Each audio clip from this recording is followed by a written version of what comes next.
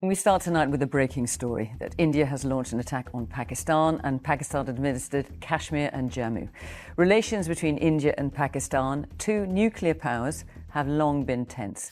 Imagine an air battle where one side unknowingly gave its enemy the blueprint for its own defeat. Reports claim India operated Chinese-made J-10C fighter jets in Kashmir, a move that may have handed Pakistan vital intelligence. During the clash, Pakistan's AEW&C aircraft reportedly directed PL-15 missiles from over 100 kilometers inside Indian airspace, resulting in the downing of 5 Indian jets, including 3 Rafales. This account stems from Pakistan's foreign minister's statement, which New Delhi has neither confirmed nor denied. How did India's reported adoption of Chinese jets create such a critical vulnerability? The answer lies in the complex strategy behind India's fighter fleet decisions. India's approach to air power has long involved managing a hybrid fleet, an array of aircraft sourced from multiple countries, each bringing unique capabilities, but also a web of logistical and strategic complications. Diverse aircraft origins, from Russian Su-30 MKIs to French Rafales and rumor-driven J-10Cs, strained parts inventories, and pilot training cycles. This complexity, designed to maximize flexibility, instead created vulnerabilities that would become clear in moments of crisis. The question of why India would consider incorporating Chinese-designed J-10Cs into its fleet is not straightforward. Official confirmation of such a procurement is lacking, and most evidence comes from Pakistani statements and theories about covert or third-party channels. Still, the very possibility of adding a platform so closely tied to Beijing, China being both a regional rival and Pakistan's closest military ally, raises immediate concerns. The J-10C is a 4.5 generation fighter equipped with an AESA radar and the PL-15E missile, which boasts an export range of 145 kilometers. This missile, capable of engaging targets well beyond visual range, is a significant tactical asset. If India did acquire these jets, it would have been a decision shaped by the need to quickly augment capabilities amid supply chain constraints and budgetary pressures. However, integrating a Chinese platform into an already fragmented force structure introduced risks that went far beyond the technical. India's procurement strategy has historically been shaped by the need to balance modernization with legacy commitments.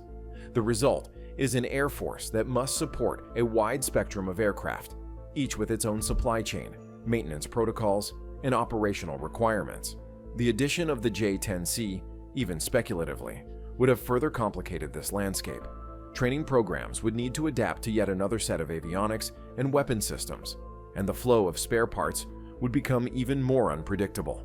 This lack of standardization eroded operational readiness and made it difficult to maintain a cohesive tactical doctrine. The geopolitical ramifications were equally significant. By appearing to rely on Chinese technology, India risked undermining its relationships with Western suppliers. Countries like France and the United States, wary of technology leakage to China, could interpret India's actions as inconsistent with broader strategic alignments.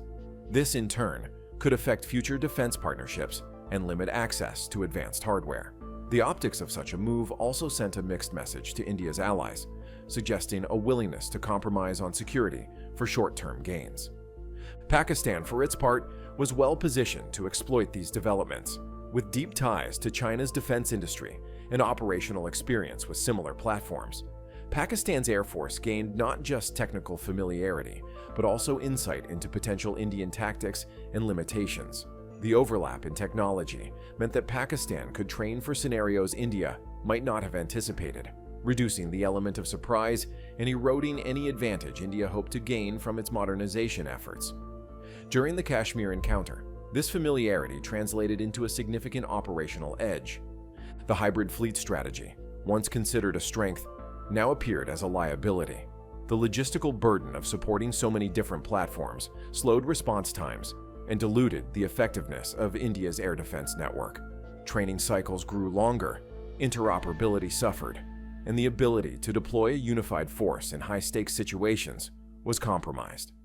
These structural weaknesses, combined with the geopolitical risks of incorporating Chinese technology, set the conditions for a scenario in which India's air power could be systematically neutralized.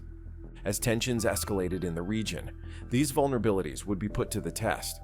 The events that unfolded over Kashmir would reveal not just the technical and tactical consequences of India's procurement choices, but also how adversaries can leverage strategic missteps to shift the balance of power. What happened next in the skies above Kashmir was shaped as much by years of procurement decisions as by the split-second choices made in the cockpit. In the skies above Kashmir, the dynamics of regional air power shifted as Pakistan executed a precise and coordinated air operation.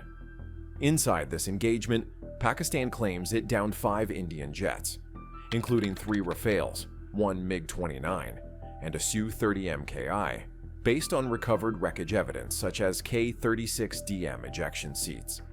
This was not simply a matter of technical superiority. It was the result of a deliberate approach that combined advanced weaponry, networked surveillance, and disciplined operational tactics. Pakistan's J-10C fighters, equipped with PL-15E, beyond visual range air-to-air missiles, form the core of the strike force. The J-10Cs operated under the guidance of a robust airborne early warning and control network. The PAF employed 9 Saab 2000 AEW&C and 4 ZDK-03 platforms, relaying encrypted data links so J-10Cs stayed silent on radar. These aircraft provided persistent surveillance, feeding real-time targeting data directly to the fighters through secure channels. This allowed the Pakistani jets to maintain total radio and radar silence, minimizing their exposure to Indian sensors while maximizing situational awareness. The Indian Rafales, on a sortie reportedly intended for deep strike missions with Storm Shadow Scalp cruise missiles, found themselves at a disadvantage from the outset. Despite being equipped with the RBE-2 AESA radar, capable of detecting aerial threats at ranges up to 200 kilometers, the Rafales failed to register the approaching J-10Cs. Analysts attribute this to the Pakistani fighters flying at extremely low altitudes, using the mountainous terrain to mask their approach and remain below the Indian radar horizon. As a result, the Indian aircraft were effectively blind to the threat until the engagement was already underway. Pakistan's use of standoff tactics was central to the success of the ambush. The J-10Cs launched PL-15E missiles from within Pakistani territory, never crossing into Indian airspace. The technical sequence was straightforward.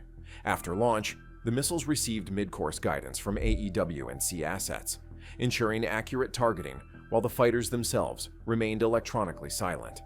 In the final 20 to 30 kilometers of flight, the PL-15E's onboard X-band radar seeker activated, locking on to the targets with high precision.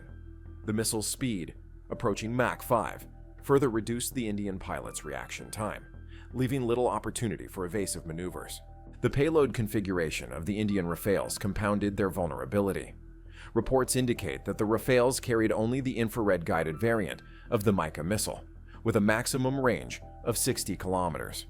The longer-range radar-guided Mica and the Meteor missile, capable of engaging targets at over 150 kilometers, were reportedly not loaded for this mission.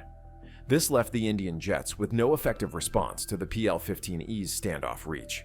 As the engagement unfolded, the Rafales, MiG-29, and Su-30 MKI were all targeted and destroyed nearly 100 kilometers inside Indian airspace, while the Pakistani fighters remained out of reach. The aftermath of the skirmish revealed the operational impact of Pakistan's networked approach. By maintaining radar and communication silence, leveraging terrain, and coordinating through AEW&C platforms, the PAF executed a textbook aerial ambush. The Indian Air Force's reliance on individual platform capabilities proved insufficient against a system designed for seamless information sharing and standoff dominance. Wreckage analysis confirmed that Chinese-made PL-15E missiles delivered the decisive blows, underscoring the significance of Beijing's defense exports in shaping the regional balance. This encounter exposed critical gaps in India's air defense doctrine. The lack of comparable AEW&C coverage and modern standoff weapons left Indian aircraft at a persistent disadvantage. Pakistan's ability to integrate surveillance, communications, and advanced missiles into a cohesive operational framework demonstrated the advantages of a unified strategy over a fragmented force structure. The silence from India's government regarding the losses has only deepened questions about the preparedness and direction of its Air Force modernization. These events did not occur in isolation. The vulnerabilities revealed in this engagement raise broader questions about the strategic decisions that led to such an outcome. The operational failures in Kashmir point to deeper issues in procurement, alliance management, and the risks associated with introducing adversary-linked platforms into frontline service. The next step is to examine how India's choices in technology and partnerships created openings for its adversary to exploit. When your opponent knows your weapons as well as you do, the consequences can be far-reaching. India's recent procurement strategy, which sought to balance modernization with operational flexibility, introduced a series of vulnerabilities that became apparent during the Kashmir air engagement. The decision to diversify fighter platforms, integrating Russian, French, domestic, and rumored Chinese aircraft, created a complex force structure that strained logistics, training, and system integration. Mixing Russian, French, domestic, and rumored Chinese platforms fractured India's ability to share radar data under one network, undermining the effectiveness of its air defense grid. The reported addition of Chinese-made J-10Cs into India's fleet marked a significant departure from established procurement patterns, particularly as China's defense partnership with Pakistan deepened. While India's acquisitions from Russia and France had aimed to ensure a technological edge, the introduction of Chinese-origin systems meant that Pakistan could leverage its own operational familiarity with similar platforms. Pakistan's experience with the JF-17, which shares design lineage with the J-10C, enabled its pilots and planners to anticipate the performance and limitations of these aircraft. This technical proximity translated directly into tactical advantage during the Kashmir encounter, where Pakistan's Air Force exploited gaps in India's network defense. Operationally, India's hybrid fleet approach was intended to foster resilience and adaptability. In practice, it produced logistical bottlenecks and a patchwork of incompatible systems. Each aircraft type required its own supply chain, maintenance protocols, and training programs.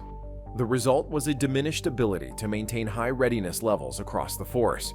For example, India's fleet of only 36 Rafales equipped with AESA radar technology limited its capacity to field advanced squadrons at scale, especially when compared to Pakistan's numerical superiority in AESA-equipped aircraft. The integration of Chinese technology into India's arsenal also raised concerns beyond the technical sphere.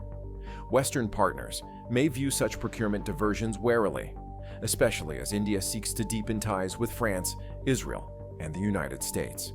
The presence of Chinese-origin systems complicates efforts to reassure these allies about the security of shared technology and the integrity of joint defense projects. Since 2006, India has increased its purchases from Western suppliers, with France now providing a third of its imports. However, the inclusion of Chinese platforms in frontline service sends mixed signals about India's long-term strategic alignment, potentially affecting future access to advanced technologies. Systemic weaknesses in India's air defense network were further highlighted by disparities in airborne early warning and control capabilities. India operates 3 A-50E AWACS versus Pakistan's total of 13 AEW&C planes. This imbalance limited India's ability to coordinate air operations and respond to threats in real time. During the Kashmir engagement, the lack of seamless radar data sharing and integrated command structures left Indian pilots at a disadvantage, unable to match the situational awareness and coordinated targeting demonstrated by the Pakistani Air Force. The broader context of India's procurement decisions reveals a pattern of fragmented strategy. Instead of building a unified and scalable air defense architecture, India's approach resulted in a force that struggled to integrate new technologies and respond to evolving threats. The technical incompatibilities between Russian, Western, and Chinese systems forced operators to rely on improvised solutions, which proved inadequate under combat conditions. While efforts to diversify suppliers aimed to mitigate geopolitical risk, the lack of standardization and interoperability exposed the Air Force to operational setbacks. These strategic missteps were not isolated to the technical domain. The choice to introduce a platform so closely tied to China, Pakistan's principal defense partner, meant that India's adversary could anticipate both strengths and weaknesses in Indian tactics and hardware. This alignment gave Pakistan a unique window into India's operational playbook, reducing the effectiveness of surprise and eroding the deterrent value of new acquisitions. The events over Kashmir illustrate how procurement choices, shaped by short-term pressures and shifting alliances, can have long-term consequences for national security. India's experience underscores the importance of aligning defense procurement with coherent strategic objectives and the realities of the regional security environment. The vulnerabilities exposed in the Kashmir air battle have prompted renewed scrutiny of India's approach to modernization and alliance management. As the balance of power in South Asia continues to evolve, the lessons from these missteps will shape how India recalibrates its air strategy, especially as external actors assert greater influence over the region's military landscape. China's expanding role as Pakistan's principal arms supplier is altering the foundation of South Asia's air power. The relationship extends far beyond the transfer of hardware. It is anchored in a state-directed model of defense innovation that allows China to rapidly design, produce, and export advanced military systems. Pakistan's reliance on Chinese technology is now central to its Air Force's operational effectiveness. Over 82% of Pakistan's weapon imports between 2019 and 2023 came from China, a statistic that underscores the depth of this alignment and the leverage Beijing now holds in the region. At the core of China's strategy is its ability to bypass the delays and constraints that slow Western defense procurement. The Chinese model is defined by centralized planning, direct integration of civilian and military research, and a willingness to invest in long-term projects. This approach produced the J-10C fighter jet, a supersonic multi-role aircraft equipped with advanced avionics and stealth features. Its compatibility with the PL-15 missile, a system with a 145-kilometer range and hypersonic speed, provides a significant standoff capability. The J-10C, initially intended to modernize China's own air force, now serves as a force multiplier for Pakistan, reshaping the balance of power in contested airspace. Pakistan's adoption of the J-10C and the JF-17 Thunder, especially in its Block 3 variant, with active electronically scanned array radars and PL-15 compatibility, reflects a deliberate strategy to build an integrated modern fleet around Chinese designs. This integration goes beyond performance metrics. Chinese defense exports are structured to be affordable and readily available, with fewer restrictions compared to Western arms deals. Chinese manufacturers such as Norinco generate a relatively small share of their revenue from arms sales, only about 20%, allowing them to offer competitive pricing and flexible terms. In contrast, Western defense firms are more dependent on arms sales for profitability, which often translates into higher costs and stricter export controls. The strategic impact of this partnership is evident in the operational agility it grants Pakistan. Chinese systems arrive without the bureaucratic delays that often accompany Western contracts. Parliamentary debates and export permissions, common hurdles in US or European arms transfers, do not slow China's direct sales. This responsiveness allowed Pakistan to rapidly field capabilities like the PL-15 missile, which proved decisive in the Kashmir air skirmish. The PL-15's combination of hypersonic speed and extended range enables engagement of enemy aircraft far beyond visual range, challenging the traditional dominance of platforms like India's Su-30 MKI and Rafale. The missile's performance in the region has prompted comparisons with Western systems such as the Meteor, raising questions about the shifting technological balance in air combat. China's influence is not limited to the subcontinent. Its success in exporting advanced platforms is reshaping air power dynamics globally. Nations across the Middle East, Africa, and Southeast Asia are choosing Chinese drones, fighter jets, and missile defense systems, attracted by a combination of affordability, reliability, and fewer political conditions. This trend is altering traditional alliance structures and forcing established powers to reconsider their approach to military partnerships. For India, China's growing footprint presents a strategic dilemma. The need to counter Pakistan's rapid modernization has driven India toward Western suppliers, particularly France and the United States. Yet absorbing these technologies into an already fragmented fleet is costly and operationally complex. The Kashmir air skirmish highlighted the challenges India faces, integrating advanced systems quickly enough to offset China's pace, while managing the legacy of a diverse and often incompatible arsenal. China, meanwhile, continues to refine its export model. By coordinating state resources, prioritizing research and development, and leveraging its manufacturing base, China is able to innovate and deploy new technologies at a rate that Western contractor-driven models struggle to match. The result is not just an increase in arms sales, but a growing ability to shape the military capabilities and strategic choices of its partners.